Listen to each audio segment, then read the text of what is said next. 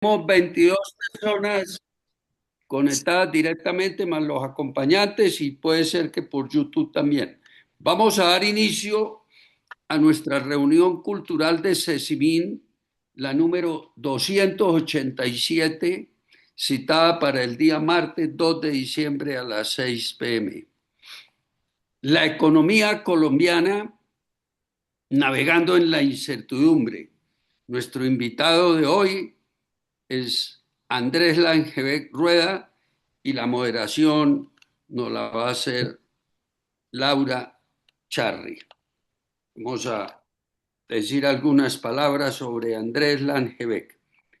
Andrés es economista de la Universidad de los Andes y posteriormente hizo dos posgrados, uno en economía en Yale University en Estados Unidos y administración pública y en Carleton University en Canadá. Actualmente Andrés es el director ejecutivo de estudios económicos del Grupo Bolívar. ¿Qué cargos ha tenido Andrés? Fue investigador del Banco de la República, ejecutivo principal en la Vicepresidencia de Estrategias de Desarrollo de la CAF en Caracas, Venezuela. Andrés fue vicepresidente económico de Asobancaria, vicepresidente de la ANIF y vicepresidente de Planeación y Desarrollo en la Cámara de Comercio de Bogotá. Andrés es profesor de cátedra en la Universidad de los Andes y en la Universidad Javeriana, autor de artículos publicados en varias revistas de economía. Andrés es economista más acertado en los sondeos del Banco de la República, Citi y Bloomberg en numerosas oportunidades.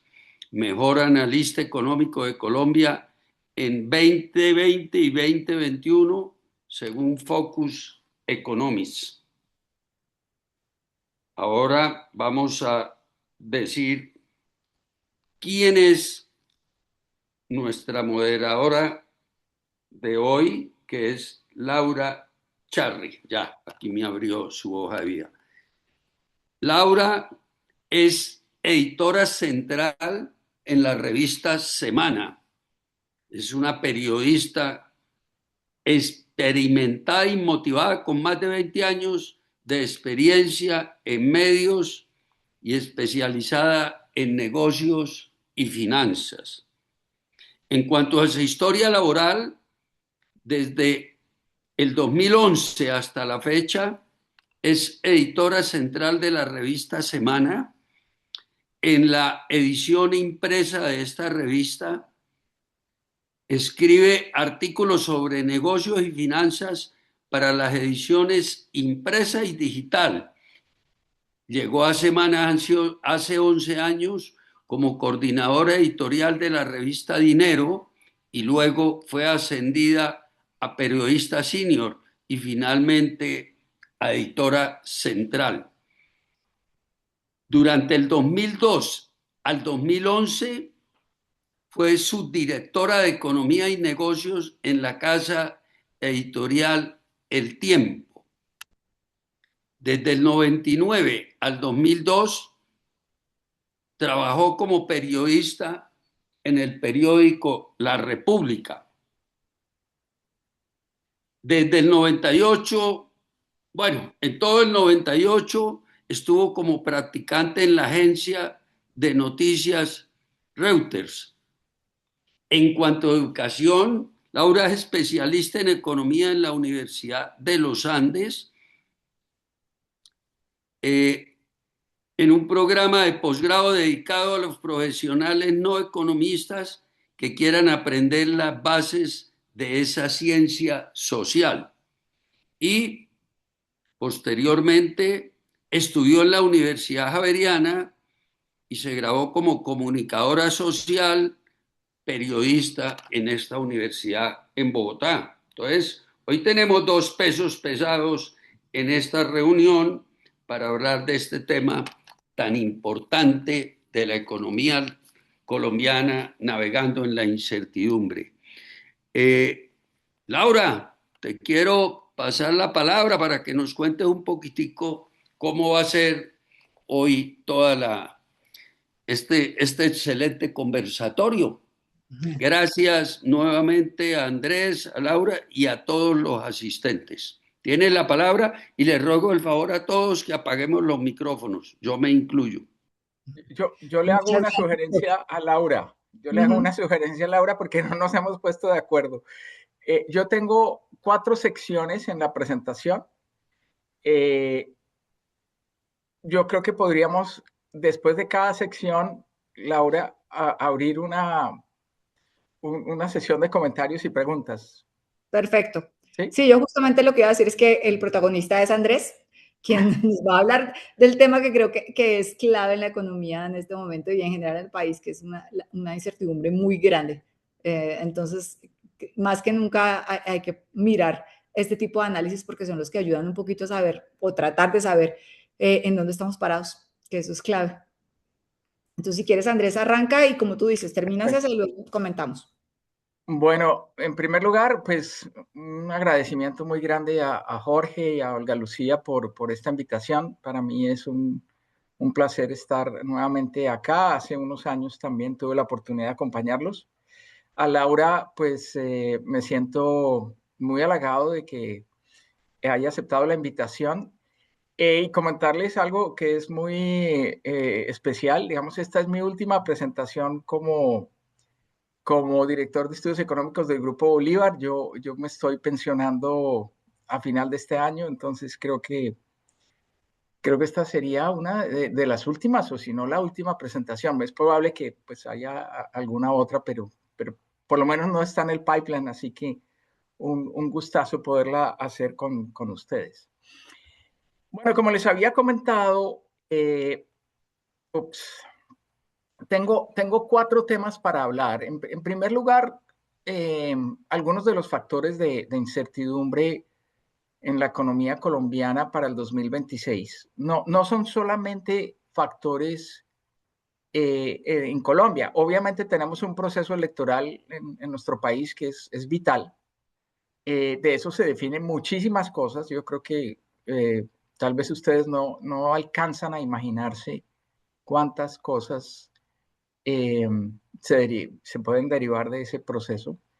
Pero también tenemos muchos elementos adicionales derivados de lo que pueda ser el final del gobierno Petro y factores internacionales. Entonces, esa es la primera parte. La segunda parte es hablarles algo de cómo está la economía internacional, qué ha pasado en este año 2025, especialmente, pues me quiero centrar sobre todo en Estados Unidos. Podría hablar de China, podría hablar de Europa, pero la idea es mantener una presentación relativamente corta y más bien abrir espacio para preguntas. Entonces, solamente me voy a enfocar en Estados Unidos. El entorno doméstico, mi idea es en esta sección es explicar por qué la economía colombiana se está recuperando. Y aquí les voy a hacer una confesión. Yo hice una presentación hace ya algunos meses y después de terminar la presentación alguien me dijo, no, es que usted es petrista. Y yo dije, un momentico, yo no sé por qué dice usted que soy petrista. Yo realmente no soy petrista. Yo soy un economista muy ortodoxo y no, es la primera vez que me dicen algo así. Pero explíqueme usted por qué considera que yo soy petrista. Me dijo, sí, usted está diciendo que la economía colombiana se está recuperando y eso es imposible que pueda ocurrir siendo presidente el presidente Petro. Entonces yo le dije, no, pues es que son 2 cosas completamente separadas y vamos a ver por qué se está recuperando. La economía colombiana se está recuperando. Eh, el gasto público desbordado que tiene el gobierno tiene mucho que ver ahí, pero hay otras razones de la política monetaria y otras razones varias para explicar eso. Entonces la idea es analizar eso. Y finalmente las proyecciones y riesgos donde el objetivo es enfocarnos en algunos riesgos que yo veo que son temas complejos, más unos factores positivos y negativos que en realidad pueden estar acompañándonos el próximo año. Entonces, aquí ustedes tienen una lista de los principales elementos de incertidumbre. Voy a empezar por los internacionales y terminamos con los nacionales. En primer lugar, creo que todos hemos oído hablar en 2025 del tema de los aranceles recíprocos y de los aranceles en general.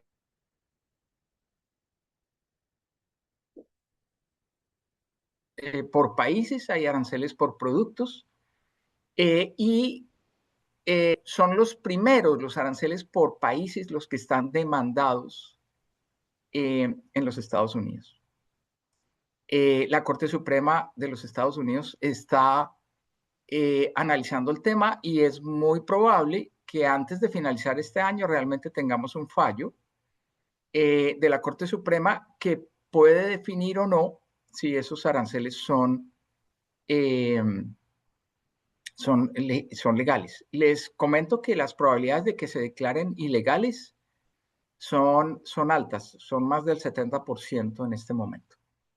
Y pues eso obviamente traería consecuencias importantes en términos de cuál es el plan B y el plan C del presidente Trump.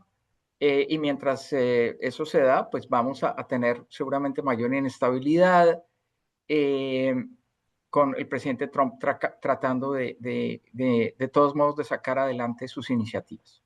Y lo otro que no es una pregunta mía ni es una afirmación mía, es una inquietud general y del presidente de la Reserva Federal, quien dice que realmente no sabe qué pueda pasar con los aranceles, cuál es el impacto sobre el crecimiento de los Estados Unidos de los aranceles recíprocos. En el año 1929-1930, Estados Unidos también aumentó aranceles, pero era una época muy distinta a la actual y sus consecuencias fueron nefastas para el crecimiento de los Estados Unidos y para el mundo. Esta es una ocasión diferente.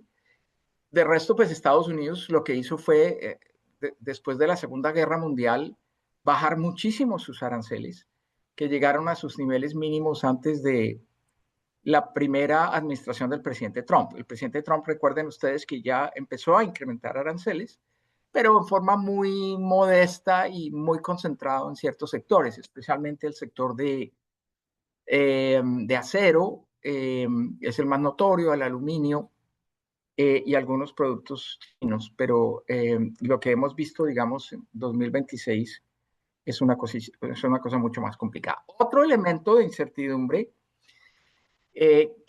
sobre el cual el Fondo Monetario Internacional ha presentado sus preocupaciones tiene que ver con el tema de la Fed. La Fed es el Banco Central de los Estados Unidos y toma decisiones de política monetaria, igual que el Banco de la República en Colombia. Y parte de lo que estamos viendo es que el presidente Trump ha hecho unas campañas muy exitosas para salir de algunos de los codirectores o de los gobernadores, como se llama ya, que son indeseables y que van en contra de sus políticas. Ha logrado sacar algunos gobernadores, entre ellas la hija de Kugler, el economista colombiano, que se llama Adriana Kugler, que fue nombrada hace apenas 3 años y tuvo que renunciar. Entonces, bueno, ¿cómo van a actuar esos nuevos gobernadores de la Fed? ¿Van a ser independientes o no? ¿Van a hacer que las tasas de interés bajen de acuerdo a lo que quiere el presidente Trump? Es igual que si el Banco de la República estuviera aquí en manos de una mayoría petrista que quisiera bajar las tasas para acelerar aún más el crecimiento de la economía. Eso puede tener consecuencias que son muy, muy nocivas. En Colombia, además del tema electoral, yo diría que está el tema fiscal, y aquí yo llamo la atención porque me parece que el país no ha dimensionado suficientemente bien este tema fiscal, y es el principal problema económico que tenemos hoy por hoy. No es la inflación, no es la falta de crecimiento, no es el desempleo. Tenemos un problema fiscal absolutamente gigante. Quiero convencerlos de esa situación, quiero advertirles que el próximo presidente de Colombia tiene que tomar decisiones muy fuertes en ese campo y que si no se toman decisiones, el déficit fiscal de Colombia, la deuda de Colombia van a seguir aumentando con un resultado bastante complejo para la economía, para la tasa de cambio, como nunca hemos visto en la historia de nuestro país. Está el tema muy coyuntural del salario mínimo. El gobierno ha dado señales de que quiere nuevamente aumentar fuertemente ese salario. Lamentablemente, la costumbre de hacer muy elevados incrementos del salario mínimo se inició, bueno, hubo una época en los 80s con Belisario, en la cual también se hizo, pero digamos en la etapa más moderna se inició con el presidente Duque en el año 2021, para el año 2022 se incrementó el salario mínimo en 10%, cuando la inflación había sido apenas del 5,6, perdón. Entonces, tuvimos un incremento muy fuerte del salario mínimo y eso fue continuado en 2022 para el 2023, 2023 para el 2024, 2024 para el 2025 y ya está anunciado que va a ocurrir para el 2026. Y eso tiene consecuencias muy complejas en términos de inflación y en términos de la capacidad que tiene el Banco de la República de reducir sus tasas de interés. Uno de los objetivos que tiene el Banco de la República es sin duda el de contener la inflación. Y el gobierno pues no ha ayudado en este propósito porque los incrementos que hemos visto en el salario mínimo son muy altos. Entonces, la única herramienta que tiene el Banco de la República frente a una perspectiva de una inflación muy alta, precisamente aumentar las tasas de interés. Y eso, o aumentarlas o mantenerlas altas, y eso pues lo que trata es de contrarrestar políticas que realmente son populistas, preelectorales, naturalmente, de aumentar ese salario mínimo. Otro tema importante, pues tenemos ese proceso electoral. El gobierno actual no ha sido cercano a los empresarios de ninguna forma. Se ha atacado en forma personal, individual, algunas empresas específicas. Para citar un caso, Andrés Carne de Res o Van Camps con el atún, o en fin, cosas que antes pues no veíamos, pero a nivel general no ha habido colaboración entre empresas y el gobierno. Y esto pues es una lástima porque todos sabemos que el esfuerzo exportador, el esfuerzo de ganar nuevos mercados, el esfuerzo de ser competitivos, exige un diálogo entre empresarios y el sector público. Exige cooperación, exige actividades conjuntas encaminadas a lograr ciertos objetivos. Y esto es más grave aún, dada la política de reducción de la oferta petrolera, porque claro, tenemos que reemplazar el petróleo. Yo creo que pues, eso es una tarea que hay que hacer. No, sin duda es importante, pero hemos visto muy pocos esfuerzos realmente de este gobierno para diversificar la oferta exportadora. Entonces se restringe la capacidad de exploración petrolera, pero no se dan alternativas para que otros empresarios llenen esos espacios que el petróleo está dejando. Y eso también es grave desde el punto de vista de generación de divisas, desde el punto de vista de estrategia, pues no tenemos una estrategia de diversificación realmente.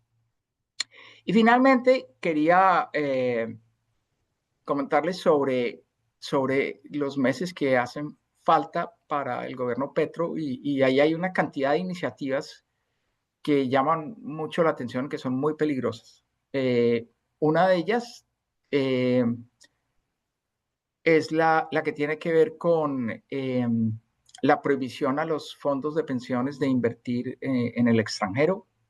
Ese es un tema muy delicado.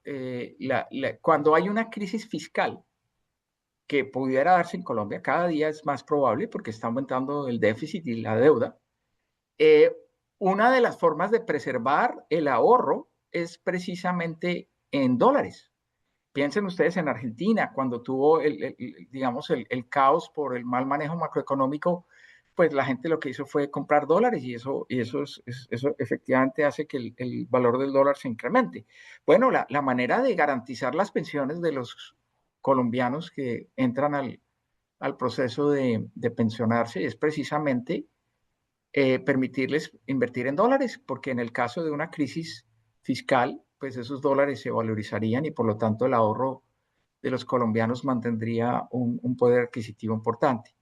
Sin embargo, la idea es limitar esas inversiones o prohibirlas, no sabemos, con el propósito adicional, y quiero mencionar acá uno de los objetivos que sin duda está detrás de eso, es obligar a que los fondos de pensiones aumenten sus inversiones en deuda pública. Claro, al no permitirles invertir en dólares, tendrían que invertir en pesos y obviamente no hay tantos títulos valores o alternativas de inversión, con lo cual los fondos terminarían comprando más títulos del gobierno, lo cual al gobierno le parece maravilloso, porque si no es por obligación, pues los fondos de pensiones no comprarían más títulos del gobierno, que precisamente se pueden volver más riesgosos. Entonces, pues ahí tenemos una situación muy compleja y hay otras en otros ámbitos. Por ejemplo, el tema de la negociación de un tratado con China, es un tratado de esa naturaleza, un tratado de libre comercio, por ejemplo, con China, como el que pueden hacer los chilenos o los peruanos. En el caso colombiano no sería una buena idea. Nuestra producción industrial se ha visto muy perjudicada por la competencia china y Colombia, a diferencia de Perú o de Chile, tiene algunos nichos donde todavía tenemos alguna industria que proteger. Bueno, muy bien. Vamos entonces con el tema de la coyuntura internacional. Bueno, si quieres, como siguiendo un poco la sugerencia, esta sería la primera sección. Entonces, Laura, si tú quieres. Yo quisiera hacerte como dos comentarios y veo que es una de las preguntas que se hizo ahí y fue como tú comenzaste, que te tildaron de petrista. Uno podría decir con los indicadores que tenemos ahora, desempleo que está en mínimos históricos, el dólar que ha bajado ya casi por debajo de los 3.800, las acciones en máximo, la economía no creciendo mucho, pero crece, que la economía ha logrado avanzar pese a Petro, o qué es lo que pasa, porque uno ve todas estas políticas que acabas de mencionar, que suena complicado, pero al mismo tiempo hay unos indicadores que uno no sabe, y bien lo pregunta en el chat, ¿estamos bien, mal, regular? ¿Cuál es tu calificación? Bueno, el proceso de recuperación que tiene la economía colombiana se debe a varios factores, pero sin duda uno de esos factores que vamos a ver más adelante es el gasto público, ¿sí? El gobierno estaba limitado por una cosa que se llama la regla fiscal. La regla fiscal es una limitación, es como si a uno le pusieran una restricción al gasto personal y le dijeran, usted, si usted gana 10 millones al mes, realmente usted no puede gastar más de 8 millones, tiene que ahorrar 2. Y esos 2 tiene que ahorrarlos para bajar su deuda, ¿sí? Y lo que hizo el gobierno es decir, no, la regla no se aplica. Jurídicamente, pues lo pudo hacer sin mayor problema. Entonces se está gastando más. Y ese mayor gasto del gobierno tiene, claro, ese mayor gasto va finalmente a los hogares colombianos de alguna forma. ¿Sí? O va en salarios de la burocracia del Estado, o va en inversiones. Entonces, de alguna manera, irriga ese torrente sanguíneo de la economía, ese flujo circular de la renta, y eso es positivo, pero el problema es que la deuda sigue subiendo y entonces no estamos controlando la deuda. Alfonso López Pumarejo tenía una frase que a mí me gusta mucho y que la uso cada vez con más frecuencia, que dice que eso sería un periodo de prosperidad al debe.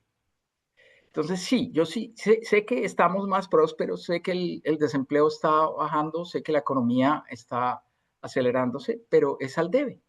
O sea, estamos gastando una plata que deberíamos estar utilizando para, eh, para, eh, para disminuir la deuda. ¿Qué está pasando en Colombia, que es grave? En las finanzas personales, las finanzas de cualquiera de nosotros, hay una máxima que siempre debe darse. Y es que uno no debe endeudarse para pagar intereses. ¿Sí? Cuando uno se endeuda para pagar intereses, eso puede ser realmente explosivo. Y eso es lo que está pasando con la economía colombiana. La prescripción más eh, adecuada para la economía colombiana en este momento debería ser, por el contrario, eh, reducir su deuda, aliviar la carga de los intereses y permitir que el próximo gobierno pues no tenga que hacer una reforma laboral, perdón, una reforma tributaria tan drástica como la que tendría que hacer si hubiera sido responsable. Eh, los déficits hay que pagarlos. Cuando uno tiene déficit significa que su gasto es mayor que su ingreso. Y uno se está endeudando entonces. Y esa deuda uno tiene que pagarla. No pagarla es peor, ¿sí? No pagarla es ponernos en una situación como Argentina o como Ecuador o como Venezuela, países a los cuales ya nadie les presta. Y los países que no reciben crédito, pues no crecen. Entonces es muy delicado. Pero resumiendo, Laura, yo te diría que es un periodo de prosperidad al debe. Ok, yo no sé si Gabriel tiene una pregunta y la respondemos de una vez o esperamos para el fin, no sé qué sea más eficiente. Si responder, que veo que Gabriel León levantó la mano. No, yo quería hacer una anotación. Gracias, Laura. Gracias, Ujú. Andrés. Gracias, José Felipe. Yo digo una cosa. En este país, hace muchos años, había un dicho que decía, que es muy cierto. Decía, el país va mal, pero la economía va bien. Eso creo que lo inventamos en el gobierno de Saper. Y yo creo que eso es cierto. Este gobierno ha tratado la economía a las patadas. Y a las patadas va a terminarlo. Está acabando el país. Y uno lo ve, los jóvenes se van, el desempleo disminuye cada vez más, pero no es por las políticas del gobierno, es porque todo el mundo quiere irse del país y todo el mundo quiere sacar la plata del país. Nadie quiere invertir, todo está estancado. Pero este país es maravilloso. ¿Por qué es maravilloso? Ningún país del mundo aguanta nuestra situación financiera. Un déficit comercial anual que va llegando a los 20.000 millones de dólares. ¿Qué país del mundo aguanta eso? Argentina le tocó cerrar y no entregar dólares a nadie, quitarle los dólares a la gente. Bolivia hizo lo mismo, Ecuador hizo lo mismo, Venezuela hizo lo mismo. Y nosotros eso no nos interesa. Nosotros podemos tener un déficit llegando a los 20.000 millones en la balanza comercial y estamos frescos, porque hay mucha plata del narcotráfico. Entonces, haga lo que haga el gobierno, lo que sea, trate esto mal. Yo creo que mientras este país esté narcotraficado, esa plata es la que hace que este país eche para adelante. Crecemos un 2%, 2.5%, creo que es el plan para este año, pero eso no es gracias al gobierno y a eso, no. Es la plata del narcotráfico que hace que esto se mueva. Donde este gobierno tratara la economía como debe ser, estaríamos creciendo un 5%, pero a las patadas vamos en 2.5%, pero no es al gobierno, es al narcotráfico. Yo quería preguntarle a Andrés, ¿qué pasaría a este gobierno si este país no tuviera narcotráfico que le moviera su economía? Gracias. Bueno, yo creo que esa pregunta, Gabriel, es súper importante, pero quiero dejarla para después. ¿Listo? Y, Gracias. y, y ahí yo tengo unas ideas que probablemente son un poco distintas de la que tiene la mayor parte de la gente. Eh, bueno, entonces, yo creo que entonces avanzamos con el tema de la coyuntura internacional y las perspectivas para el 2026 en este aspecto. Lo primero que hay que decir es que Colombia es una economía integrada con el resto del mundo, ¿no? Entonces, si al mundo le va bien, a Colombia le va bien. Digamos, eso es simple y si tenemos proyecciones buenas de crecimiento para el próximo año, pues eso debe garantizar que la economía colombiana le va a ir también bien. ¿Cuáles son las razones por las que si aumenta el crecimiento a la economía colombiana le va mejor? Hay muchos canales por los cuales se cumple eso. El primero tiene que ver con las remesas, ¿sí? Por ejemplo, Colombia es un país donde ya tenemos pues, más de 8 millones de colombianos viviendo en el exterior y pues esos colombianos, muchos de ellos, lo que hacen es remitir divisas hacia sus familiares en Colombia. Si el desempleo baja en España, pues eso es muy bueno porque los colombianos significa que están siendo contratados y por lo tanto tienen mayores remesas para enviar a Colombia. Y eso es muy positivo. Entonces, el crecimiento mundial afecta a Colombia en ese aspecto. Pero también está el precio del petróleo. ¿Sí? Si la economía global va bien, si el mundo crece, demanda más petróleo. ¿Sí? Hay más buques movilizando carga en el mundo y están demandando más petróleo. Hay más pasajeros movilizándose, hay más ejecutivos viajando de un país a otro. Entonces, la demanda por petróleo aumenta, el precio del petróleo aumenta, somos productores de petróleo y eso ayuda a la economía colombiana. Y en este aspecto, pues en general, las proyecciones que vemos del Fondo Monetario no son malas, ¿sí? Se prevé un crecimiento de los Estados Unidos bastante bueno en general, 2.1% para el próximo año. Sí, un crecimiento muy flojo en Europa, un crecimiento que está disminuyendo en China y que va a seguir disminuyendo. Yo podría hablar una hora del tema de China, es un poco complejo. Y el tema de América Latina creciendo a una tasa muy parecida el próximo año y finalmente el mundo con una tasa de crecimiento del 3.1 cuando este año creció 2. Entonces, en principio, las cosas estarían bien. El mundo estaría creciendo bien y eso es bueno para Colombia. Está la duda de Estados Unidos por las políticas arancelarias del presidente Trump. Lo que yo les decía de la incertidumbre del presidente de la Fed sobre cuánto puede llegar a crecer Estados Unidos con los aranceles. Esa es una pregunta que no está clara, ¿sí? No está suficientemente resuelta. No, este gráfico no es una verdad absoluta y puede haber sorpresas negativas en ese aspecto.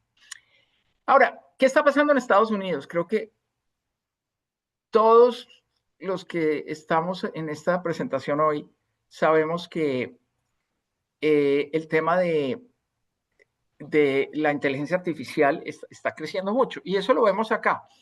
De los componentes de la inversión privada en Estados Unidos, el de equipos de procesamiento y software, es la actividad que más está invirtiendo. Crece el 14.5% al segundo trimestre de este año, eso es un buen crecimiento. Si no fuera por eso, el crecimiento de la economía de los Estados Unidos sería apenas del 1%, que es la línea gris que ustedes observan ahí. El crecimiento total de la inversión privada es del 4.1, pero desagregado entre equipos de procesamiento y software y el tema de el resto, pues vemos que el resto de la inversión en Estados Unidos es floja. Entonces, este es un tema también de mucho debate, y es cuánto va a crecer la economía de los Estados Unidos por efecto de la inteligencia artificial. Hoy en día se usa por parte de más del 80% de las empresas en Estados Unidos la inteligencia artificial, y eso debe estar produciendo unos incrementos en la productividad. La pregunta es, ¿qué tan fuertes son esos incrementos? Y ustedes acá, y aquí ya empiezo a hablar un poquito también de algunos riesgos. En el mes de octubre, el Fondo Monetario Internacional mencionó que las acciones de las compañías de inteligencia artificial podían estar sobrevaloradas. Y a raíz de eso, ustedes ven esa corrección que vemos en las bolsas. Aquí vemos el Nasdaq, que es básicamente un índice de empresas de tecnología, el S&P 500 y el Dow Jones. Y los tres indicadores bajaron fuertemente, han tenido una pequeña recuperación posteriormente, pero efectivamente las bolsas han bajado, y hay una preocupación de que los precios de esos activos se elevaron demasiado, que hay probablemente expectativas exageradas sobre el crecimiento de la productividad en los Estados Unidos por efecto de la inteligencia artificial, y en esas condiciones pues hay un riesgo adicional que podría ser una crisis de las bolsas por efecto de ese fenómeno. Voy a pasar esta diapositiva y comentarles algo sobre las expectativas de tasas de interés en los Estados Unidos. Hay mucha incertidumbre sobre qué va a hacer en la reunión de la próxima semana la Fed, si va a bajar tasas o no. Pero en principio vamos a tener 3 reducciones de tasas de interés en Estados Unidos. Puede ser que sea en diciembre o no, pero si no se hace en diciembre, probablemente sí se daría en otros meses del próximo año. Aquí, por ejemplo, tenemos supuestamente una reducción en diciembre, es la línea color rojo, una reducción en abril y otra reducción en septiembre. Eso es más o menos lo que estaba esperando el mercado. Esa reducción de tasas de interés ayuda a Colombia y ayuda en general al resto del mundo. Es abaratar el costo del crédito a nivel global es en general positivo para todos. Bien, y aquí viene un tema que es muy complejo, pero esta gráfica que yo les presento acá tiene mucho que ver con, y realmente está detrás de la razón principal por la cual el dólar está muy barato en nuestro país. Resulta que en este año 2025 el presidente Trump hizo una reforma tributaria, se llama el OBBB, es el One Big Beautiful Bill. Y esa reforma tributaria, en vez de contribuir a que en el futuro la deuda de los Estados Unidos baje, lo que está haciendo es que la deuda de Estados Unidos va a aumentar. Y esta es una situación supremamente compleja, supremamente dura. Los Estados Unidos ha venido incrementando muchísimo su deuda en los últimos años, como ustedes lo ven ahí. En el año 2008 la deuda como proporción del PIB era del 63.9%. Hoy en día es del 118.8% del PIB y se espera que llegue al 132% del PIB. Entonces, hay mucha preocupación sobre el dólar, sobre la política económica en los Estados Unidos, y ha habido desconfianza creciente en el dólar. Y eso es exactamente lo que estamos viendo en esta gráfica. Esta gráfica es muy sencilla de interpretar, no tengan miedo. Yo sé que la mayor parte de ustedes son médicos, pero esto no tiene ningún misterio. Esta gráfica es muy sencilla. Esta gráfica mide, hay 3 mediciones, la línea color azul y la línea color rojo son muy parecidas. Muestran el valor del dólar frente al resto de divisas más relevantes del mundo. Cuando esta gráfica aumenta, significa que el dólar se está apreciando. Cuando esta gráfica cae, esas 2 líneas caen, significa que el dólar está perdiendo valor a nivel global. ¿Y qué es lo que vimos en el último año y medio? A finales del 2024, el dólar se apreció. La elección del presidente Trump fue muy bien recibida por los mercados.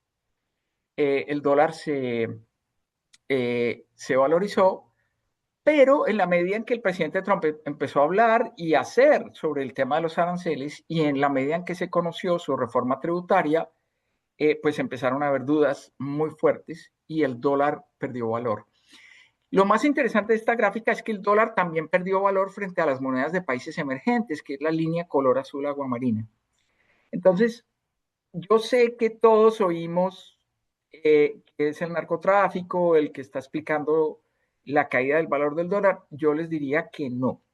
El principal factor que ha hecho que el peso colombiano y el peso mexicano y el peso y incluso el real y y el sol peruano se valoricen es el presidente Trump, a través de unas políticas que no se consideran realmente muy sanas. Entonces vemos una pérdida de valor del dólar que es muy fuerte y que es la que está explicando en buena medida esto. Bien, después, si quieren, podemos entrar más adelante en el tema del dólar en Colombia, qué está pasando, porque hay otros elementos importantes. Pero ahora quisiera esa parte internacional dejarla por Solo aquí, Laura. una pregunta que creo que me parece pertinente, que la vi en el chat también. Cuando tú hablabas que Colombia, pues que se ha endeudado, y entonces dicen, pero Estados Unidos también se ha endeudado mucho. ¿Por qué es más grave que Colombia se endeude tanto cuando uno ve que los países pues ricos también tienen una deuda muchísimo mayor? ¿Qué es lo que hace que sea más grave en el caso particular de Colombia? Ok, eso es una muy buena pregunta. La respuesta es larga, pero voy a tratar de dar algunos puntos. Digamos que, voy a poner el caso de Japón. Japón tiene una deuda que es más del 200% del PIB. Pero Japón también tiene una de las tasas de ahorro privados más altas del mundo. Los japoneses son expertos en ahorrar. Entonces, ¿qué pasa? Que la deuda pública, la deuda del sector público, también tiene que sopesarse con la cantidad de ahorro que tiene un país, ¿sí? Porque si hay mucho ahorro privado, pues realmente puede también haber más deuda pública, ¿sí? Porque hay ahorro para financiar el déficit. El problema de Colombia es que no tiene mucho ahorro. Entonces, nosotros hemos tenido que recurrir al ahorro externo, o sea, a la colocación de bonos en el exterior para financiar el déficit fiscal. Estados Unidos tiene mucho más ahorro que Colombia, ¿sí? Pero claramente nosotros estamos más expuestos, o sea, un déficit, una deuda del 60% para Colombia es muy alta, mientras que una deuda de 60% del PIB para Estados Unidos no es tan alta por ese tema del ahorro que yo les digo. ¿Sí? Entonces, si el país tiene ahorro privado para financiar al gobierno, no es tan complicado. De hecho, pues Japón ha podido sobrevivir con una deuda del 200% del PIB porque los japoneses son los ahorradores más grandes del mundo. Y eso es en buena parte la respuesta. Entonces, dale con el siguiente tema si quieres. Bueno, entonces vamos al entorno doméstico y vamos al tema de la recuperación. Colombia venía, digamos, del año 2021-2022 de crecimientos bastante buenos de la economía por un activismo fiscal y monetario fuerte. El gasto público se incrementó mucho, pero también el Banco de la República bajó mucho sus tasas a su nivel más bajo en la historia. Y la economía entonces creció mucho, creció tal vez demasiado. Y ya empezaron a notarse problemas inflacionarios por ese crecimiento. A eso se sumó la eliminación de los subsidios a la gasolina cuando entró el gobierno Petro en 2022, lo que hizo que también ayudara a que la inflación subiera más de lo pensado. Entonces el Banco de la República tuvo que actuar, aumentó sus tasas de interés y enfrió el crecimiento de la economía. Por eso en 2023 y 2024 la economía creció poco. La razón entonces fue básicamente una política monetaria más restrictiva porque teníamos una inflación muy alta. Y creo que el Banco de la República lo hizo bien. Evitó que la economía colombiana entrara en recesión, fue un crecimiento bajo del 0,7, ustedes lo ven ahí en 2023, pero ya en 2024-2025 se ha venido recuperando. Voy a saltarme esta diapositiva y voy a hablarles, no, de hecho voy a hablarles, perdón, de esta diapositiva. Esta diapositiva muestra cómo se ha comportado el gasto de los hogares en Colombia. Y podemos dividir el gasto de los hogares en cuatro tipos de bienes y servicios. Los bienes no durables, que son básicamente alimentos, bebidas y productos farmacéuticos. ¿Sí? Se considera que tienen una vida, son perecederos, digamos, por así decirlo. Entonces, pues esos bienes no han crecido mucho en el ámbito de ese proceso de recuperación. Los bienes semidurables y los bienes durables sí están creciendo mucho. De hecho, los bienes durables son los que más están creciendo y por eso es que estamos viendo ese crecimiento del consumo, esa recuperación del consumo de los hogares. Los bienes durables, como su nombre lo indica, son básicamente automóviles, motocicletas, equipos de sonido, equipos electrónicos, equipos de cómputo, celulares, y van creciendo también muy bien. ¿Cuáles son los factores que están explicando ese crecimiento? Bueno, fueron los bienes que más cayeron en la 2023 y 2024, cuando tuvimos aumento en las tasas de interés. Ha habido una reducción de la inflación en el lapso de tiempo largo. Del 2023 ahora la inflación ha caído del 13,4% a la cifra que estamos viendo hoy, que es cercana al 5,5%. Reducción de la tasa de usura. La Superintendencia Financiera modificó el cálculo de la tasa de usura. Hemos visto una reducción de lo que llamamos la carga financiera de los hogares, que es del endeudamiento de los hogares, porque claro, en 2023 y 2024 con esas altas tasas de interés, los hogares se endeudaron menos. Hemos visto esa apreciación del peso colombiano que tenemos hoy. El año empezó con un dólar a 4.400 pesos y estamos con un dólar que ha estado por debajo de los 3.800 pesos. Y eso hizo que los bienes durables, muchos de ellos importados, bajaran de precio, y eso ha ayudado a las ventas de bienes durables. Ha habido un aumento en el empleo y los bancos han estado más dispuestos a otorgar crédito en la economía colombiana. Entonces, digamos que son varios factores los que están explicando esa recuperación del consumo y esa recuperación. A eso hay que sumarle el gasto público. Y quiero ahora sí regresar a esta diapositiva, donde tenemos el crecimiento del tercer trimestre de este año por grupos de gasto, pero ya no solamente de los hogares, sino del gobierno, de la inversión, exportaciones e importaciones. Miren ustedes el gasto del gobierno, miren esa barrita que salta del 4,5% de crecimiento en el segundo trimestre al 14,2% en el tercer trimestre. Es un crecimiento súper fuerte, es un crecimiento exagerado, y obviamente entonces eso ayuda a que la economía crezca, ¿sí? La economía es la suma del consumo de los hogares, del gasto del gobierno, de la inversión, de las exportaciones, menos las importaciones. Entonces, fíjense que el gasto público también está contribuyendo al crecimiento de la economía. Bueno, ¿en dónde están los problemas? ¿Y cuáles son? Y ya creo que Gabriel, si no estoy mal, se hizo referencia a este tema. Dentro de los componentes del gasto que nos ayudan a entender por qué la economía crece o no crece, podemos hacer un diagnóstico al estilo de lo que hacen los médicos de cuáles son los factores que hacen que este paciente esté mejorando. La línea roja es el consumo de los hogares y el consumo de los hogares está recuperándose, ya lo vimos. Está bien. El tema, digamos, de las exportaciones, pues, también están creciendo. El índice está en 107,6. En 2019 estaba en 100, o sea que ha crecido 7,6%. Lo que está muy mal es la inversión, ¿sí? No hay confianza para invertir y la inversión está 7% por debajo del 2019, que es 100.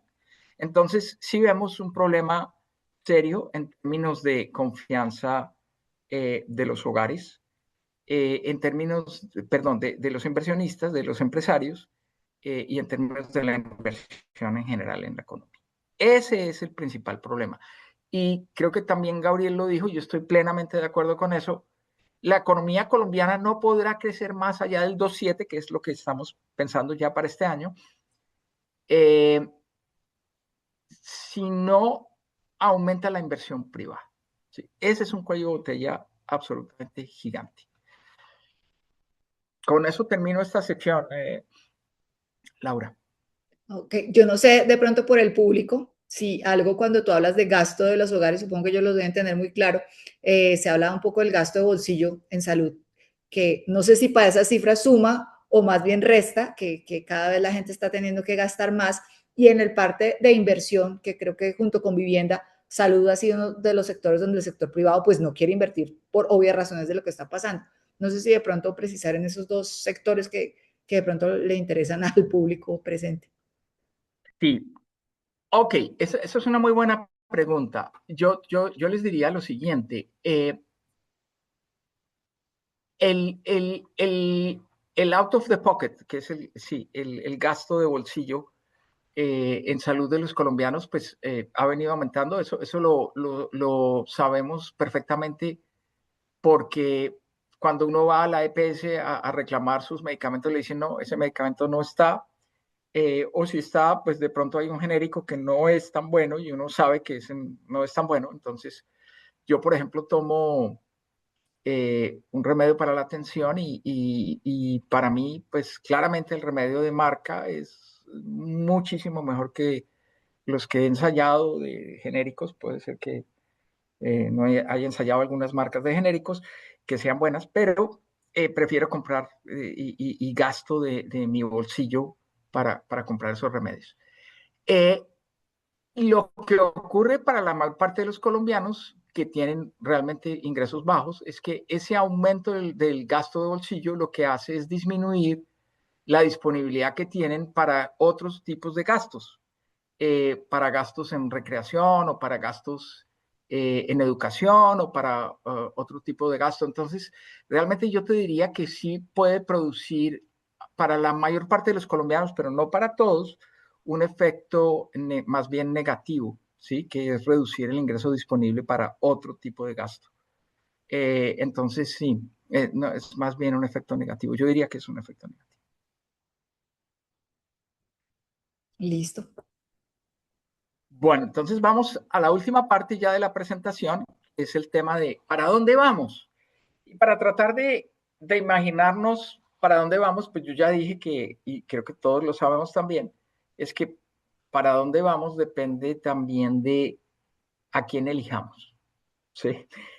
Si Colombia pues elige a un candidato de izquierda que sea igualmente insensible frente a las necesidades de los empresarios, pues vamos a tener problemas. Si por el contrario el gobierno sí, es reemplazado por un gobierno amigable con los empresarios, que sea sensible a sus necesidades, seguramente pues vamos a tener un aumento en la inversión. Pero lo otro, la otra variable que yo les había dicho es el tema del gasto público. Entonces nosotros hicimos dos escenarios, uno que se llama sin consolidación fiscal y otro que se llama con consolidación fiscal. ¿Qué significa consolidación fiscal? Significa que hay una reducción del gasto, que quien llegue puede hacer medidas para gastar menos, para que el gobierno gaste menos, y eso paradójicamente tiene un efecto positivo en la medida en que las tasas de interés van a bajar. Entonces, creamos estos dos escenarios que dependen de la realidad fiscal y de quién nos va a gobernar. Consolidación fiscal tiene entonces esos dos atributos. No hay un esfuerzo grande por reducir el gasto, pero adicionalmente quien llegue a la Casa de Nariño no va a ser una persona que aumente la credibilidad y la confianza inversionista en Colombia. Y aquí estos son los escenarios que nosotros tenemos de cuál sería el impacto sobre el crecimiento del PIB. 2.6% de crecimiento en el escenario sin consolidación fiscal, 3.2% en el escenario con consolidación fiscal. A pesar de que se reduce el gasto público, se puede aumentar la inversión privada y eso más que compensa el efecto adverso. En términos de proyecciones de crecimiento, pues yo les decía que nosotros para este año estamos en 2.7, sí, es seguramente lo que va a ocurrir después de ese tercer trimestre cuando el gasto del gobierno aumentó tanto, y ahora para el próximo año estamos en 2.6, ligeramente por debajo del promedio de los analistas. la varianza es grande. Por ejemplo, el Fondo Monetario Internacional habla de 2,3. Hoy salieron los datos de la OCDE para Colombia, que nos habla de un crecimiento del 2,9. Pero la varianza es grande, está entre 2,3, que es del Fondo Monetario, y el 3% del gobierno, que dice que va a crecer la economía el próximo año. Voy a pasar esta diapositiva en términos de otras variables que son relevantes. La inflación depende de cuánto se aumente el salario mínimo en Colombia. Nosotros supusimos para este ejercicio que el gobierno va a aumentar el 10% el salario mínimo, y con eso, en el escenario sin consolidación fiscal, la inflación sería del 4,7%, o sea, tendríamos una reducción muy bajita, del 5,3% en 2025, apenas el 4,7%, y al 4,4% si hay consolidación fiscal. De todos modos, la meta del Banco de la República no se estaría cumpliendo. Estos son los diferentes escenarios de acuerdo a diferentes incrementos del salario mínimo. Y finalmente, también está el tema, no finalmente, pero está el tema de tasas de interés. Si tenemos consolidación fiscal, el Banco de la República le puede permitirse el lujo de reducir sus tasas de interés. Por el contrario, si no lo hace, la tasa de interés va a ser alta, del 9%, que es prácticamente ninguna reducción de tasas. De hecho, algunos codirectores ya empiezan a hablar de un aumento de las tasas de interés el próximo año. Y finalmente, la tasa de cambio. Esta es la variable más sensible a esos escenarios que hemos planteado. Si hay un gobierno favorable a los empresarios, podríamos ver cierto optimismo, alguna repatriación de capitales de esos que han salido, y una tasa de cambio relativamente controlada por debajo de los 4.000 pesos en promedio para el próximo año. Si no ocurre eso, la tasa de cambio prevemos que va a ir al alza a 4.450 pesos por dólar, que es una tasa de cambio bastante más alta que la que hemos visto por estos días. Y el tema fiscal, que es absolutamente lamentable. El promedio del déficit fiscal desde el año 2000 hasta el año 2019 era del 3,2%, o sea que todos estos déficits del 2020, 2021, 22, 23, 24, 25 y 26 son déficits altísimos, altísimos. Para 2025, 2026, pues no sabemos en realidad, estos son estimativos, pero cualquier cosa puede ocurrir porque no hay ningún instrumento para obligar al gobierno a gastar menos. El gobierno se va a gastar toda la plata que pueda conseguir, tanto de impuestos como de endeudamiento, se la va a gastar porque estamos en año electoral, y quiere, pues obviamente, que su candidato tenga buenos resultados. Pero esta situación es absolutamente delicada. Miren ustedes lo que está pasando con la deuda pública de Colombia. La deuda pública en Colombia aumentó al 65% en el año 2020, con el COVID. Bajó ligeramente después, pero miren lo que ha vuelto a suceder, y el próximo año puede llegar a ser la deuda más alta de Colombia en toda su historia, superando el 66%. Y si esto no se controla, créanme que nosotros vamos a entrar en una situación muy, muy difícil, muy complicada. Para terminar, pues estos factores positivos y negativos, quiero hablar primero de los factores de riesgo, mencionando cómo podríamos llegar a tener una desaceleración económica en los Estados Unidos, que podría ser negativo. Estoy mirando la parte de abajo de este cuadro. El cambio de gobierno es un factor positivo en términos de puede representar una oportunidad para mejorar la inversión. Creemos que puede darse un efecto que yo llamo efecto nueva era o de optimismo desmesurado, y es que si llegara a haber un gobierno de oposición que gana, la gente va a pensar que todo es felicidad, y sabemos que este tema fiscal en Colombia va a demorar 10 o 15 años en resolverse si hacemos la tarea. Esto no es de corto plazo, esto va a implicar muchas administraciones, y eso puede desesperar a la gente, tal como puede suceder, por ejemplo, en Bogotá, con el alcalde galán, ¿no? La gente está un poco desesperada con las obras del Transmilenio. Y pues uno no puede terminar las obras de un día para otro. Lo mismo puede ocurrir con el próximo gobierno en el sentido de no ver las mejoras suficientemente rápido y que la gente se desanime de ese cambio de gobierno y que enfrente problemas de oposición fuerte. Y creemos que la caída del régimen chavista, que yo en mis años, como ustedes saben, yo trabajé en la CAF, entonces pues yo viví en Venezuela. Para mí es importante, no solamente por Colombia, sino también por Venezuela, que ojalá se pueda salir de Maduro, pero para Colombia sería también muy positivo. Y dentro de los factores positivos y negativos, pues creemos que el crecimiento global es hasta ahora bueno.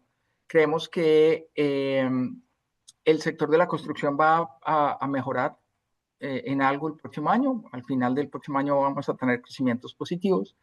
No tendremos en principio fenómenos climáticos extremos que nos lleven a un posible racionamiento, por ejemplo, pero eso es también un factor de riesgo. Y el gasto público que contribuye a un aumento en el crecimiento.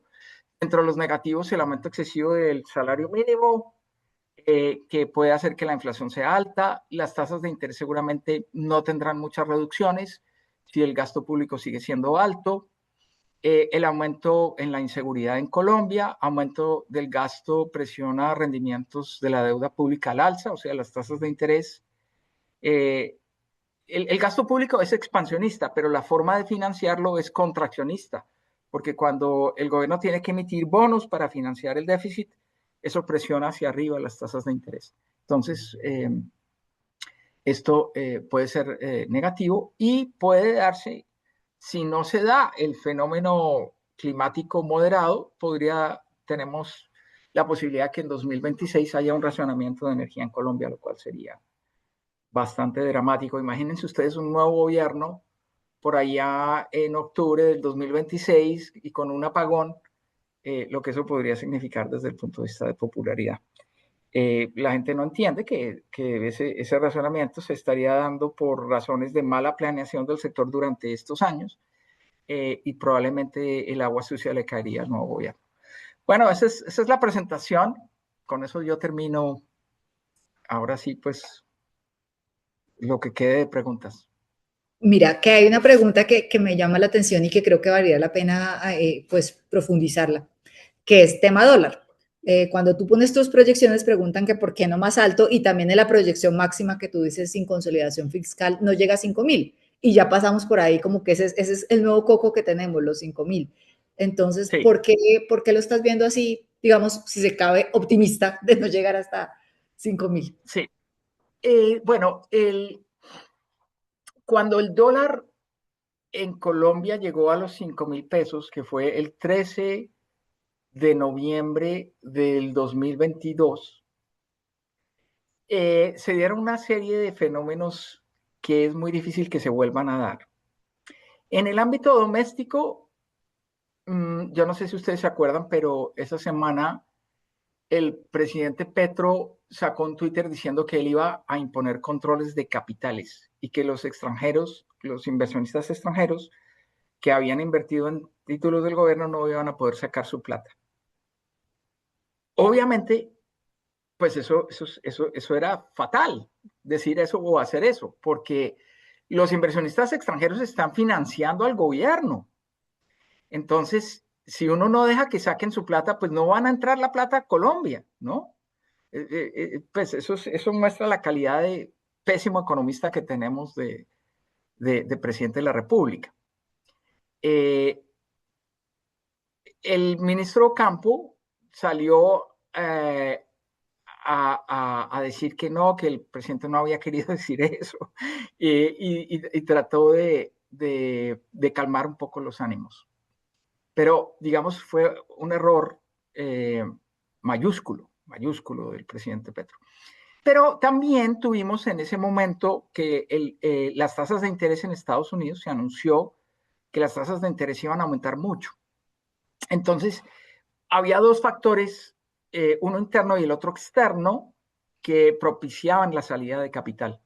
y el dólar, al estar apreciándose, porque las tasas de interés en Estados Unidos estaban aumentando, el dólar a nivel global, lo que llamamos el dólar global, mejoró mucho, y eso fue muy positivo para que el dólar aumentara. Entonces, claro, y coinciden los dos. Desde el punto de vista de timing, los dos fenómenos coincidieron y por eso llegaron a que el dólar se apreciara a los 5.000. En este momento no estamos viendo que el dólar se aprecie significativamente en 2026. Estamos viendo que las tasas de interés en Estados Unidos más bien van a la baja, no al alza. Entonces no creemos que ese factor externo se dé. Y por lo tanto el dólar no prevemos que llegue nuevamente a los 5.000 pesos por dólar. Ok, creo que Fernando está pidiendo la palabra. Efectivamente, gracias Laura, excelente presentación, excelente. Y yo tendría dos preguntas, que es un poco complementando la que tú hiciste. Estamos a un mes de terminar el año, el dólar está a 3.700 y pico, 3.800, y tú lo pones a 4.100. O sea, en un mes, ¿crees que va a subir el valor tanto? Uno. Y dos, estoy de acuerdo contigo que las medidas de Trump de haber la reforma tributaria, etcétera, ha hecho que el dólar se deprecie de esa manera. Pero también creo que el exceso de dólar, por varios factores que ha tenido el país en los últimos tiempos, como son 12.000 millones de dólares de reservas, 9.000 millones de dólares de turismo, el tema cafetero que ha tenido el precio más alto con una cosecha excelente, el narcotráfico y la minería ilegal, pues también han inundado de dólares el país. O sea, las medidas de Trump son importantísimas, pero la coyuntura de Colombia, con estos 5 factores que te acabo de decir, ha hecho que el dólar en Colombia también se ponga barato, porque hay un exceso de dólares con esas cifras que te estoy dando. O sea, es que las remesas dan más que las exportaciones de café, banano y flores juntas. Entonces esa sería también una opinión mía y quisiera oírte las dos. ¿Qué opinas tú del tema? Y muchas gracias, Laura. Excelentes preguntas, Fernando. La pregunta que te hago yo es si eres economista o eres médico, porque está muy bien lograda la pregunta. No, mira, perdón, yo soy ingeniero de la Facultad de Minas y fui director nacional de presupuesto. No, ok. No, entonces, con toda la autoridad. Mira, bueno, no, una precisión formal, ¿no? La tasa de cambio que tenemos en este gráfico de los 4.130 no es tasa de cambio fin, sino es promedio, ¿sí? Entonces, no, digamos, no es que estemos pronosticando que la tasa de cambio suba a 4.130 a final de este año, que es pues un poco tu primera pregunta, es realmente la promedio. Si tú me preguntas cuál es la tasa de cambio que podría darse ya faltando 28 días, 29 días para que se acabe el año, yo te diría que yo sí la veo al alza, pero claramente por debajo de los 4.000 pesos y por debajo de los 3.900 pesos, sin duda. Ahora, sobre los otros factores que están propiciando la apreciación del peso, Fernando, faltó mencionar uno que es muy importante. Y es que el gobierno nacional ha monetizado, bueno, tú trabajaste en el Ministerio de Hacienda y conoces muy bien esta situación, pero digamos que la política del gobierno durante muchos años fue evitar que la emisión de dólares se monetizara a pesos y afectara la tasa de cambio. Entonces lo que veíamos era que las emisiones de títulos del gobierno compensaban el pago de intereses y amortizaciones y eran neutral, ¿sí? En ese sentido desde el punto de vista cambiario. Lo que hemos visto a raíz de las nuevas políticas del director de crédito público es una reestructuración de la deuda colombiana y se rompió esa regla de que no se monetizaban dólares. Hemos visto amplias monetizaciones de dólares en septiembre, octubre, noviembre en diciembre no tengo cifras, pero te voy a hablar de cuántas monetizaciones hubo en septiembre. Fueron 3.400 millones de dólares. En octubre, 900 millones de dólares. Y en noviembre tuvimos, hasta el 20, tuvimos cerca de 1.900 millones de dólares de monetizaciones. Y eso fue un factor adicional, porque claro, son dólares que vende el gobierno se endeuda en dólares, trae esos dólares a Colombia, los vende en el mercado y hace que el dólar baje. Pero eso no es un proceso infinito. Al contrario, lo que va a ocurrir en 2026 es que el gobierno va a tener que acudir a pesos, a comprar con pesos, comprar dólares para pagar la deuda externa. Entonces vamos a tener el fenómeno contrario, que en lugar de monetizaciones vamos a tener es el drenaje de dólares en la economía para pagar la deuda en dólares.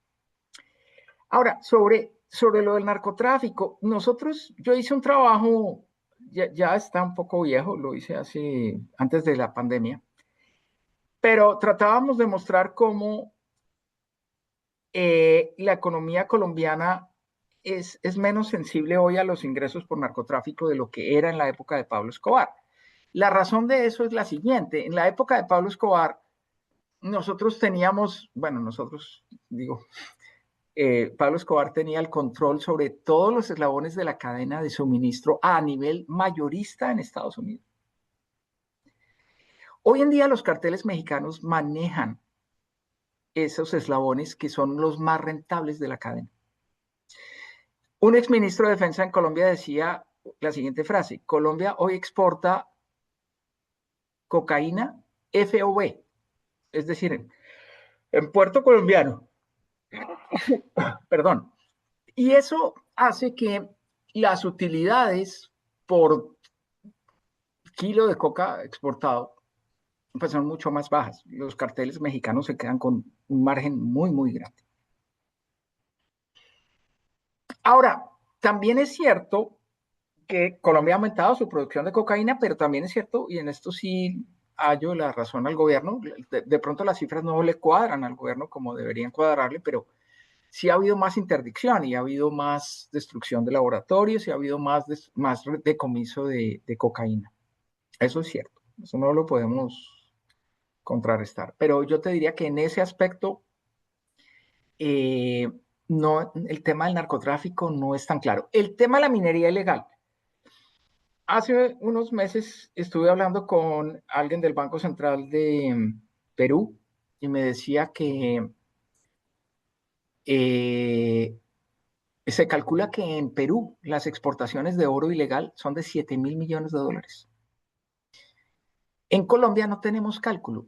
Y yo me quejé con el Banco de la República hace unos días. Le dije, pues ayúdenos a saber cómo es esto. Y no sabemos. O sea, yo no lo puedo medir, no te puedo decir si es cierto. Intuimos que la exportación de oro ilegal viene en aumento y que es grande, pero no te puedo decir cuántos, porque nadie se ha tomado el trabajo. Ese es un trabajo que se puede hacer hoy en día más fácil, porque hay imágenes satelitales que te muestran cuáles son las áreas que están siendo devastadas. Eso es horrible, ¿no? Cuando uno pasa por el sur de Bolívar y uno ve esas áreas, que eso parece que hubiera habido un bombardeo, ¿no? Donde se está haciendo la minería ilegal, porque destruyen completamente el medio ambiente, se vuelve un desierto. Pero nadie ha hecho ese ejercicio. Esa es una tarea que está pendiente. Entonces, pues, sí, efectivamente, eso es. Muchas gracias, Andrés. Yo sé que está ahí, pero no te puedo decir. Bueno, muy bien. Creo que José Miguel quería preguntarte algo, no sé si todavía, o ya con la explicación que tienes, porque en el chat dijo que si puede hacer una pregunta, no sé si sigue ahí con la duda del tema dólar. Gracias. No, acá estoy. Bueno, no, agradecidos por esta información. Quiero decirles que mi cerebro se está explotando porque quiero procesar toda esta información no siendo economista ni siendo experto en estas áreas. Soy médico, empresario, vivo en Estados Unidos hace 38 años, amo mi país, tengo una compañía en Colombia y quiero confesarles, hoy estuve orgullosamente visitando la compañía del doctor Jorge Ramírez. Tú hiciste una connotación muy importante. Es que el gobierno no le pone atención a los empresarios. Y ahí está la clave. Yo creo que estamos perdidos. Si Trump dice, yo soy ciudadano americano hace 25 años, si el narcotráfico hace y si todo el mundo hace. Pero ¿y qué estamos haciendo nosotros por nuestro país? Tenemos como médicos o como economistas o como cualquier profesión, porque en Colombia las profesiones tienen un nivel altísimo. ¿Qué estamos haciendo cada uno de nosotros para que nuestro país progrese? ¿Cómo la empresa, microempresa, salvaría lo que está haciendo el narcotráfico, lo que está haciendo Trump? ¿Me puedes responder eso, por favor? No, es una excelente pregunta. Yo te diría lo siguiente, sí, Colombia, yo creo que Colombia sí muestra alguna resiliencia. Alguna vez yo usé esa palabra y yo sé que es una palabra un poquito complicada, pero me parece que Colombia muestra resiliencia. Nosotros hemos sabido afrontar como empresarios situaciones muy complejas de la economía colombiana y de la política colombiana. Eh, tú hablas del emprendimiento de Jorge y estoy seguro que conociendo lo que yo he podido conocer, es maravilloso. Y así hay muchas historias más de éxito. Creo que, digamos, cuando yo comparo Venezuela con Colombia, la gran diferencia que Colombia tiene frente a Venezuela es que nosotros tenemos una clase empresarial, que es una clase empresarial grande. Nosotros tenemos más de 1.600.000 empresas en nuestro país, de distintos tamaños, unas enormes, otras muy pequeñitas, pero eso nos hace muy distintos, porque los empresarios primero dan cierta estabilidad, evitan ciertos abusos que se pueden dar en economías como la venezolana, donde el Estado discrecionalmente dispone los ingresos de petróleo. Entonces, los beneficios de tener una clase empresarial tan grande son amplios. Pero yo también entiendo que las circunstancias recientes hacen que el aporte de los empresarios pues sea menor y esa falta de colaboración con el gobierno es terrible. Los empresarios necesitan apoyos. Colombia es un país donde no exportamos muy poco. Los empresarios que se le miden a exportar son una proporción muy bajita. Es como el 8% de los empresarios exportan y en muchos casos exportan cosas muy pequeñas en volúmenes que no son suficientemente grandes. Para exportar, para que Colombia se volviera un gran exportador, deberíamos trabajar sector público y sector privado juntos. La labor de ProColombia, por ejemplo, habría que multiplicarla por 5 para hacer estudios de mercado en los diferentes países, para apoyar a los empresarios haciendo rondas de negocios, para vender, para resolver los cuellos de botella en infraestructura para exportación que tenemos. Entonces, eso ha faltado.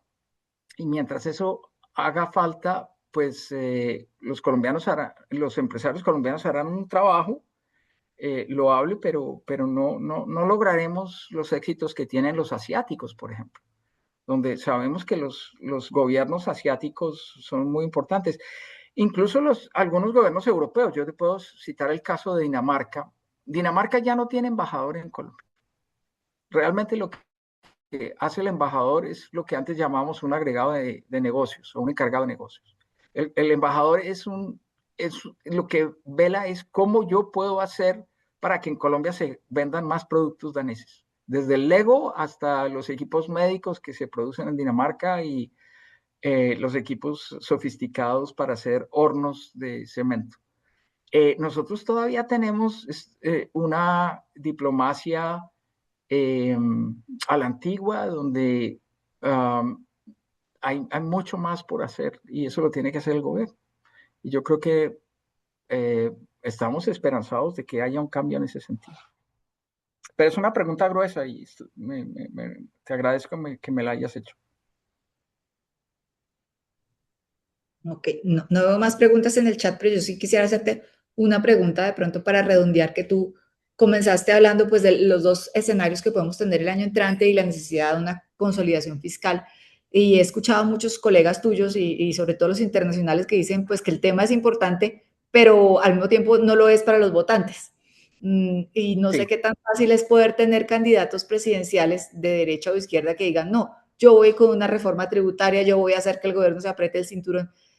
Pues no es un poco falta de realismo político esperar que eso suceda, pues en una campaña electoral donde Sí. lo que se mueve son otras cosas. Sí, te voy a comentar un caso muy reciente que trajimos a la luz porque tuve una charla con el presidente del Banco Central de Costa Rica hace unos días. En 2018, Costa Rica estaba pasando por una crisis fiscal parecida a la de Colombia. Y el presidente Alvarado lo que hizo fue una reforma tributaria muy dura. Y esa reforma tributaria es la que salvó a Costa Rica de entrar en una crisis. Sin embargo, en las elecciones siguientes, el partido del presidente Alvarado no sacó un solo diputado a la Asamblea.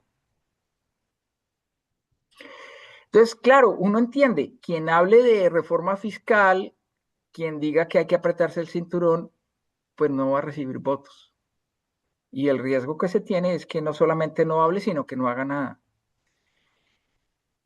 Yo creo que parte del problema está en el populismo, ¿sí? Es hacerle creer a la gente que el dinero se da en los árboles y que lo que ha faltado es falta de voluntad de los gobiernos de hacer cosas por los pobres.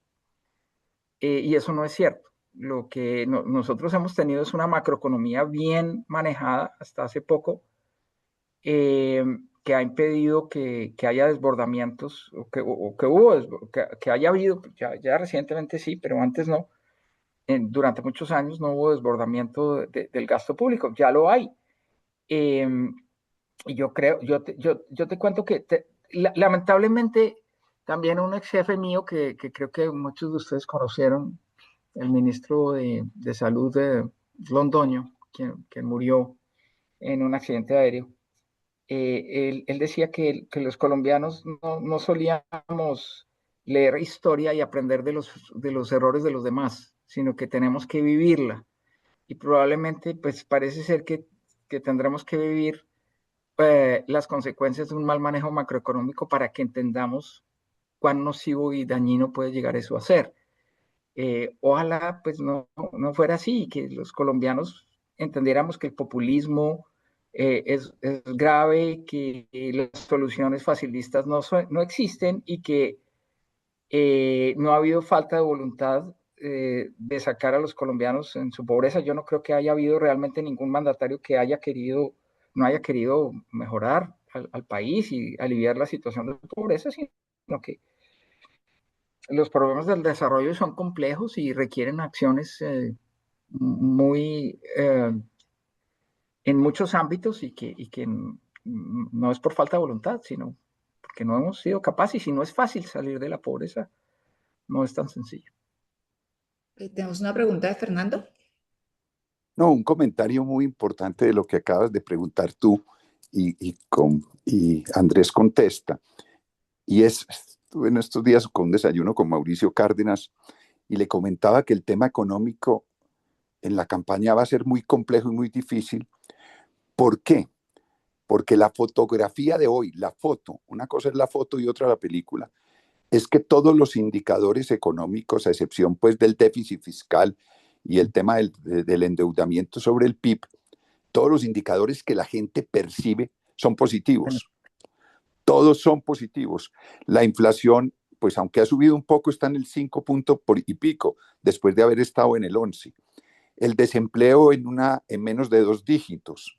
El consumo disparado. Mira, yo estoy en una junta de alimentos, una empresa de alimentos y de vehículos, y en la empresa de alimentos hemos tenido el mejor año de la historia. La venta de vehículos en los últimos días ha crecido de manera... No hay vehículos. El problema es que no hay vehículos. O sea, no hay vehículos. Entonces, todos estos indicadores de corto plazo, desempleo, inflación, público, son positivos. Entonces, tú a la gente, le decía a Mauricio, pues que es un gran economista, pues si tú le vas a jalar a la gente esa saima, que el déficit fiscal va a ser al 8%, pues les importa, perdón, un pito, perdón la expresión, pero es la expresión colombiana de que no, ese tema no va a ser fundamental en la campaña. O sea, es un tema con los graves problemas que tenemos al frente de un déficit fiscal que nos va a llevar a situaciones muy complejas, como lo has dicho. El corto plazo es distinto, o sea, hay que diferenciar la foto de la película. ¿Cuál va a ser la película en el 2026? Que entre otras, el consumo, por ejemplo, ahora en diciembre, que es el mes, va a subir impresionante. El año entrante, el primer semestre, va a ser de elecciones donde el gasto en muchos sectores se dinamiza. O sea, las campañas electorales van a regar dinero por todas partes. Yo sostengo que el guayabo va a ser el segundo semestre del 2026 que le va a tocar al próximo gobierno, independiente de quién sea. Pero el tema económico, Andrés, hoy tocarlo como campaña de estrategia política no se da. Todo el mundo está en un buen momento, llamemos. Esa es mi impresión. No sé tú qué opinas al respecto. Absolutamente de acuerdo contigo. Cada una de las palabras que usaste. Y me gustó muchísimo la semejanza que haces entre la foto y la película. Claro, la foto está buenísima, pero es que la película es cuál es el final de esta situación en la medida en que seguimos aumentando la deuda para financiar ese gasto. Ahora, siempre me he comparado, yo tuve también la oportunidad de estudiar en Chile, no lo cité en la hoja de vida, pero yo estuve haciendo un curso en Chile un tiempo y yo sí creo que los chilenos nos llevan 50 años en desarrollo político. En Chile vamos a tener un cambio de gobierno del régimen de izquierda al régimen de derecha, pero además con una votación contundente. Yo creo que el candidato Kast va a ganar por unos 20 puntos sobre su oponente. Y la razón es que los chilenos son mucho más maduros. Yo creo que parte del subdesarrollo que tenemos en Colombia es un subdesarrollo en términos de entender argumentos complejos. Pero no, ese es un proceso educativo y parte de lo que yo pretendo hacer es también eso, ¿no? Enseñarle a la gente a distinguir entre la foto y la película y decirle la foto puede ser muy bonita, pero la película hacia adelante se va a poner fea. Pero coincido absolutamente contigo. Gracias, Andrés. Ok, no sé si quedarán más preguntas o si estamos ya con el tiempo justo. Pero no veo tampoco en el chat. Sí, no veo, ni nadie más quiere hacer preguntas. No, yo tengo un comentario antes de acabar la reunión, pues, y agradeciéndole a Andrés, a Laura, primero el excelente tema y nombre que se escogió para este conversatorio. Y segundo, pues referirme un poquitico al sector al cual llevo 42 años en él, tanto ejerciendo como médico, como emprendedor o empresario, pues lo comentaba José Miguel Gómez, que tiene empresa en Estados Unidos y en Colombia, y hoy fuimos a almorzar y a conocer mi empresa de productos de fabricación de implantes de ortopedia, pero duro decirlo, el sector salud, pues en este gobierno ha sido el sector más golpeado, más perseguido injustamente y bueno, esperemos que ya lo que queda es poco para poder seguir invirtiendo, creyendo en el país y lo que nosotros hacemos es productos de excelente calidad a muy buenos precios, donde hemos podido demostrar que sobre todo lo que se importa se puede fabricar en Colombia con la misma calidad, si no mejor, pero pongámoslo al mismo nivel, porque la materia prima se importa de los mismos lugares donde las grandes empresas como Johnson y Johnson lo importan y lo que queremos es eso, seguir creyendo en el país, seguir fabricando, pero lo duro ahorita es que como la mayoría de EPS están quebradas porque el gobierno las tiene quebradas, pues no pagan, no le pagan a quienes les suministramos, en este caso los implantes o el sector farmacéutico. Entonces, pues todas las consideraciones, Andrés, que has hecho, a mi criterio, son válidas y lo más importante es, como colombianos que hemos vivido acá, seguir creyendo en el país y seguir, pues, la palabra que sea, invirtiendo, haciendo industria, no desfallecer en los meses que nos faltan y como usted lo decía ahorita, el tema del gobierno Chávez, que pues es el gobierno Maduro, lo puedo decir con orgullo, nuestro principal país de exportación de productos de implantes ortopédicos es Venezuela. Y el mes de noviembre fue muy difícil porque no pudimos exportar por todas las consideraciones de lo que está sucediendo allá. Y lo digo en un sector pequeño, donde se reactive esa economía como fue siempre Venezuela, Colombia, pues eso va a ser muy, muy importante para todos los empresarios colombianos que de una u otra forma tenemos relación con Venezuela. Entonces, sigamos creyendo, pensando que esto es transitorio y por eso fue el motivo de hacer esta reunión, conversatorio con este excelente tema y con estas dos personas de altísimo nivel como son Andrés y Laura. Nosotros siempre, antes de terminar la reunión, mencionamos la próxima, que sería la 288. Cristina, si me ayudas colocándola, para esto necesitamos retirar la diapositiva. Gracias. Y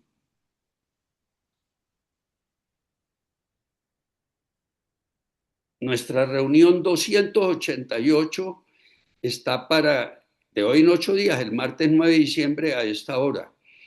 Y el invitado, pues todos lo conocemos, quien es Julio Londoño Paredes, nos va a hablar de 3 temas importantísimos para Colombia y el mundo, como es toda la relación Trump-Maduro. No es nada de raro que en estos 8 días sucedan cosas que es lo que todo el mundo y en Colombia se está esperando que suceda en Venezuela. Todo lo que está en las conversaciones, negociaciones y el estado actual de política entre Rusia y Ucrania. Y por último, pues un tema que ha bajado el voltaje, pero no podemos pensar que está resuelto, que es la relación Israel-Palestina.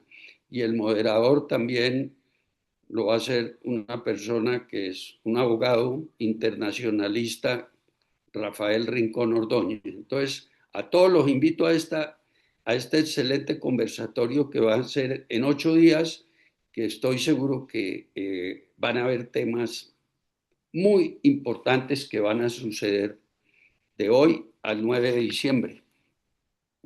Y ya, Andrés, como es nuestra costumbre, en 3 minuticos, ¿qué último mensaje nos deja a todos los que hemos estado en esta reunión, más todas las personas que la van a oír, porque esto queda grabado en YouTube y son muchísimas las consultas que se hacen la semana siguiente? Entonces te doy la palabra a ver qué último mensaje nos dejas, Andrés. Muchas gracias, Jorge. El mensaje es muy sencillo. El